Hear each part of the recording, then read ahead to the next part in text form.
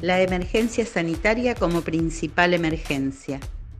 En la conferencia de prensa en Olivos, el 10 de abril, el presidente Alberto Fernández anunció la decisión de extender la cuarentena hasta el 27 de abril, con reactivación de algunas actividades.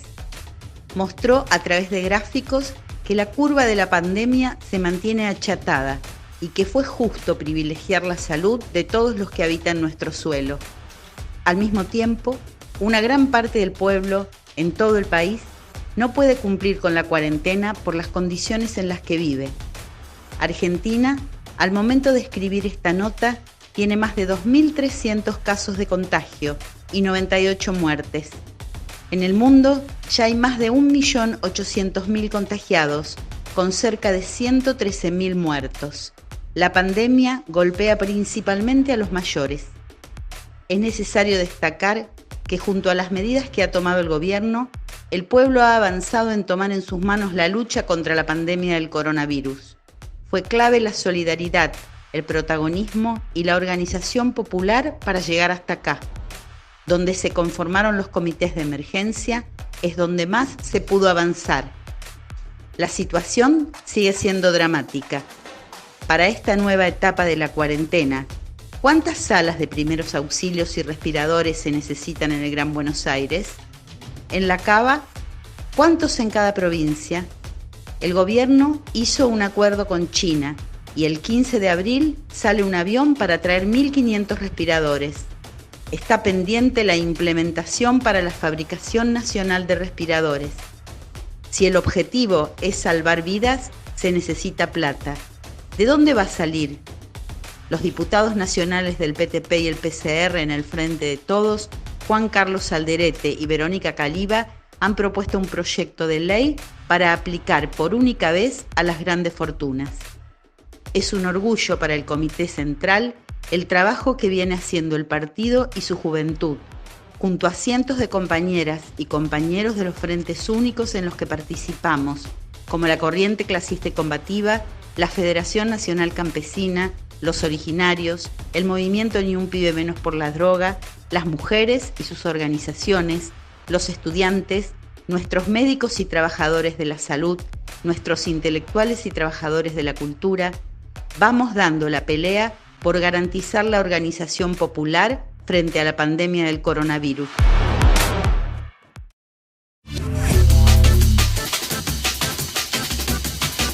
Se agrava la disputa de las potencias imperialistas por el control del mundo.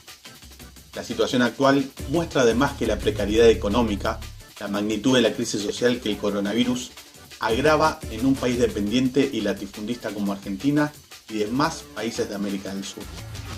La disputa por la hegemonía en el bloque de las clases dominantes en Argentina y en América Latina está directamente ligada a lo que pasa en el mundo. La decisión de Trump de comenzar una operación militar con el argumento de interrumpir el narcotráfico en América Latina fue utilizada para instalar un dispositivo militar en las costas de Venezuela. Rápidamente, la portavoz del Ministerio de Exteriores de Rusia, María Zaharova, respondió que teniendo en cuenta las circunstancias actuales, la decisión de Trump puede tener consecuencias totalmente impredecibles y negativas. La amenaza de Trump de intervenir Venezuela cuenta con varios países que lo apoyan en América Latina y uno de ellos es Colombia. Tenemos que tener en cuenta que los Estados Unidos tienen 76 bases militares en América Latina, 9 de ellas en Colombia.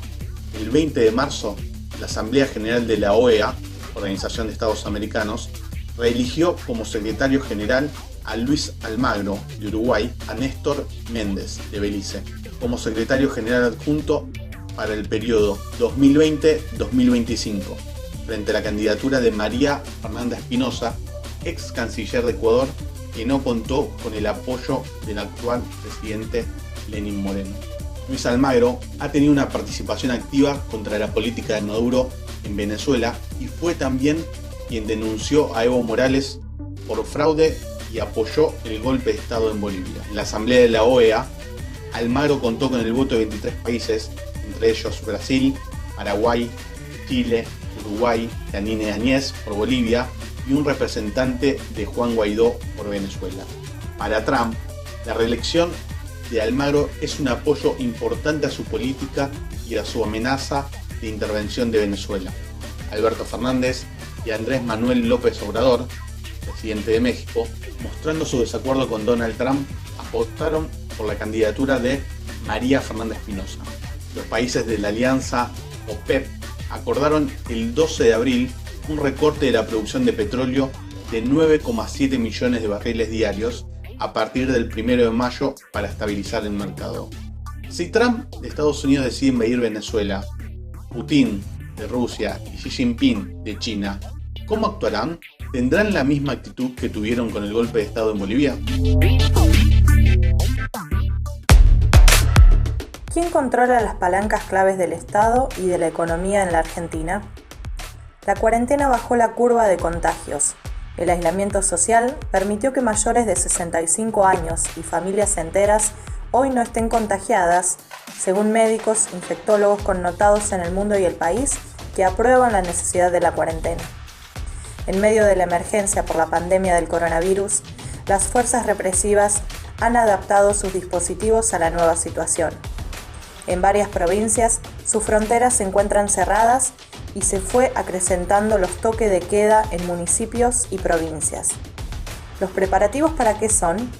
A las fuerzas de seguridad en el toque de queda se les permite la detención y represión a personas que no cumplen con la cuarentena. El jueves 9 de abril, en Quilmes, Bernal Oeste, trabajadores del frigorífico Penta fueron brutalmente reprimidos por la policía bonaerense cuando se encontraban protestando con una olla popular en la puerta del frigorífico. Reclamaban la reincorporación de su comisión interna por 250 trabajadores despedidos y el pago del salario de marzo. El PCR se solidariza con los trabajadores y repudia enérgicamente la represión. No habrá suspensiones ni despidos, decretó el 18 de marzo Alberto Fernández. Kicillof repudió la represión en el frigorífico Penta. Mayra Mendoza, la intendenta de Quilmes, también. Y entonces, ¿dónde se decide? El dueño del frigorífico, Ricardo Brucese, nació en un barrio pobre de La Matanza. Se hizo millonario con el negocio de las carnes. Tiene una carnicería llamada Don Corleone en Mataderos. Y ahora vive en Puerto Madero. Brucese no aceptó la conciliación obligatoria del Ministerio de Trabajo bonaerense. Algunos empresarios plantean un enfrentamiento entre la salud y la economía, quitándole a esta su carácter social en función de sus intereses de clase, mostrando así su descontento con las medidas del gobierno nacional durante la cuarentena. Paolo Roca de Techín sostuvo los 1.450 despidos. En Ford, zona norte de Gran Buenos Aires, sigue la preocupación entre los trabajadores de cuándo empiezan a trabajar. Crecen los rumores de despidos y suspensiones.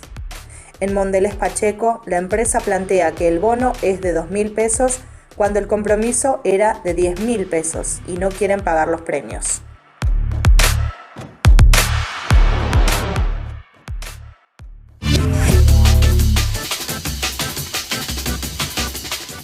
Venimos dando la batalla. El Comité Central del PCR impulsó los comités de emergencia como instrumento de las masas para protagonizar y tomar en sus manos las decisiones para enfrentar la pandemia. Se han ido conformando estos comités en Mar del Plata, en la zona agraria de La Plata, en Abasto y El Peligro, en Quilmes, Berazategui, en barrios de Capital Federal, en Mendoza, Santa Fe y Chaco. El trabajo en los comedores, merenderos y copas de leche sigue siendo todos los días una gran batalla protagonizada por miles de compañeras y compañeros en todo el país.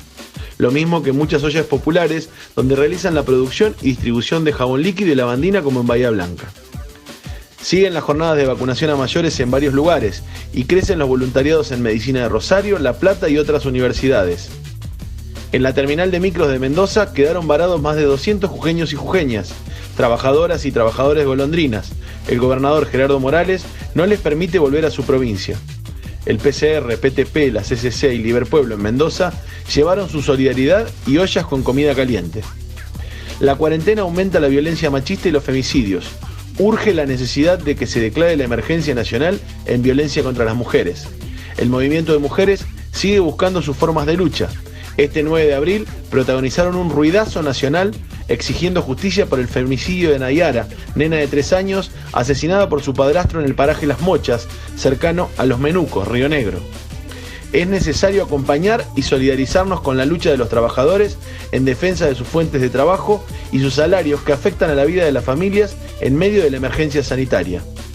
Estamos en un buen momento para seguir fortaleciendo el PCR y su JCR. El eslabón clave es la afiliación. Donde se propone, se afilia. En la situación actual, frente a la pandemia del coronavirus, se pone de relieve la necesidad de la revolución. Escuchamos, discutimos y trabajamos para acumular fuerzas. Las experiencias más avanzadas las tenemos que generalizar. Nos fundimos con las masas más explotadas y oprimidas de todos los que habitan nuestro suelo. Y peleamos para avanzar y abrir el camino que lleva al pueblo a acabar con la dependencia, el latifundio oligárquico y el Estado podrido que lo sostiene. Escribe Jacinto Roldán.